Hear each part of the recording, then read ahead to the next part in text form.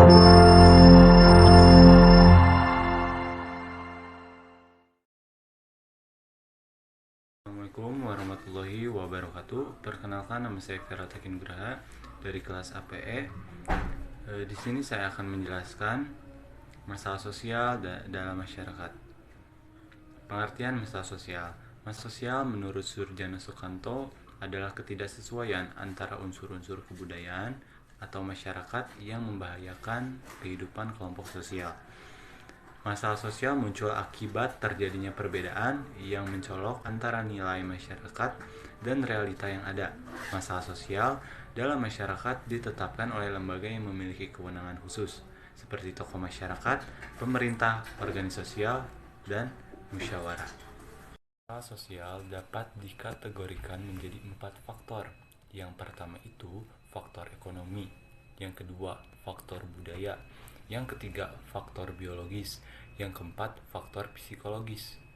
Faktor ekonomi merupakan faktor terbesar yang menyebabkan terjadinya masalah sosial, apalagi setelah terjadinya krisis global. PHK yang terjadi di mana-mana dapat memicu tindak kriminal karena sulitnya mencari pekerjaan baru. Yang kedua itu ada faktor budaya. Faktor budaya itu adalah kenakalan remaja menjadi masalah sosial yang sulit dihilangkan karena remaja senang mencoba hal-hal baru tanpa memandang efek negatifnya. Menyebar di suatu wilayah atau menjadi pandemi. Yang keempat itu ada faktor psikologis.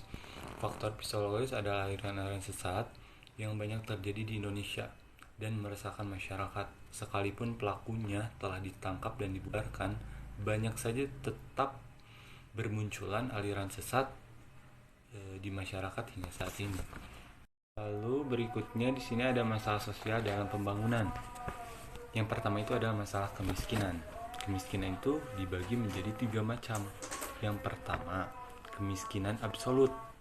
Konsep kemiskinan absolut ini dirumuskan dengan membuat ukuran tertentu yang konkret. Ukuran ini lazimnya berorientasi pada kebutuhan dasar dalam kehidupan sehari-hari, yaitu pangan, papan, dan sandang. Yang kedua ada kemiskinan relatif. Konsep kemiskinan relatif ini dirumuskan, didasarkan, dan memperhatikan dimensi tempat dan waktu. Asumsi ini, kemiskinan di daerah satu dengan daerah yang lain tidak sama.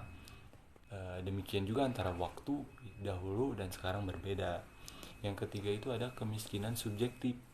Kemiskinan ini dirumuskan berdasarkan perasaan individu atau kelompok miskin.